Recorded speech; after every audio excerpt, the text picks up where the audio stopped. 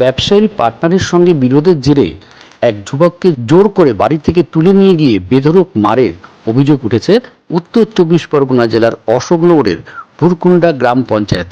গুরুতর আহত ওই যুবকের নাম অতনু মণ্ডল। পরিবারের অভিযোগ, ঘটনার নেপথ্যে রয়েছে তার ব্যবসায়ী পার্টনার আশাদুল মণ্ডল। জানা গিয়েছে, গত শুক্রবার প্রায় ২০-২৫ জন যুবক আচমকাই অতনু মণ্ডলকে তার বাড়ি থেকে তুলে নিয়ে যায়। এরপর তাকে আশাদুল মণ্ডলের বাড়িতে নিয়ে গিয়ে বেধড়ক মারধর করা হয় বলে অভিযোগ। মারধরের জেরে গুরুতর জখম হন অতনু। তাকে অশোকনগর হাসপাতালে ভর্তি করা হয় এবং কয়েকদিন চিকিৎসাধীন থাকতে হয়।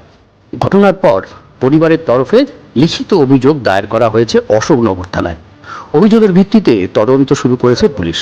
এদিকে জেলা পরিষদের সদস্য ও তৃণমূল কংগ্রেসের নেতা বৃন্দাবন ঘোষ বলেন, ব্যবসায়ী বিরোধ থাকতেই পারে, তবে এভাবে কাউকে তুলে নিয়ে যাওয়া অনুচিত। পুলিশের তদন্তে কি তথ্য উঠে আসে সেদিকেই এখন নজর গোটা এলাকায়।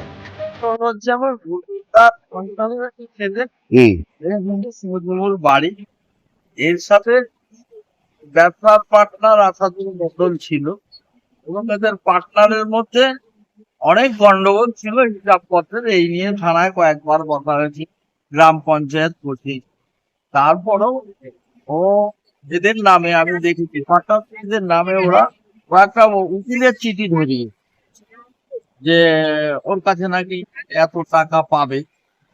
সেটা পুলিশ প্রশাসন বা যারা আছে তারা তদন্ত করে দেখে, পুলিশ প্রশাসন অনেকবার দেখেছে, সঠিক যেটা হবে সেটাই হবে। থেকে কি তুলে নিয়ে গেছে এটা ঠিক করে, এটা আমি পক্ষপাত না, এটা আমি পক্ষপাত একজনের বাড়িতে তুলে নিয়ে যাবে সেটা আমি বলতে আমরা একটা ব্যবসা করতাম 2019 সাল থেকে। তো সেই ব্যবসাটাই অনেক প্রথমে ছোটোর মতোই ছিল, 3 জন পার্টনার ছিলাম। তা 20 সালে একজন পার্টনার বেরিয়ে যায় আনঅফিসিয়ালি। এবার বেরিয়ে যাওয়ার পরে তারপর আমরা দুজনেই করছিলাম এবং এখন প্রচুর বড় বড় কাজ করছি আমরা। বাইরে আমাদের ভালো টাকার কাজ চলছে, আমাদের কাজগুলো প্রচুর পরিমাণে হিউজ অ্যামাউন্ট প্রফিট। আর সেখানে যখন এই টাকাগুলো এবার যখন বিলগুলো ঢুকবে তখনও আমাকে সরানোর জন্য নানা রকম ফোন দিয়ে আটতে থাকে। তো ফোন দিয়ে আটকানোর ফলে এবার কী করছে, আমাদের নানা রকম বাজে অ্যালিগেশন, আমি এই করেছি সেই করেছি, কোনো ফলস কোনো অ্যালিগেশন নেই, প্রুফ নেই, সেসব করে এবার আমার বিরুদ্ধে একটা করে আমাকে সরাতে চাইছে।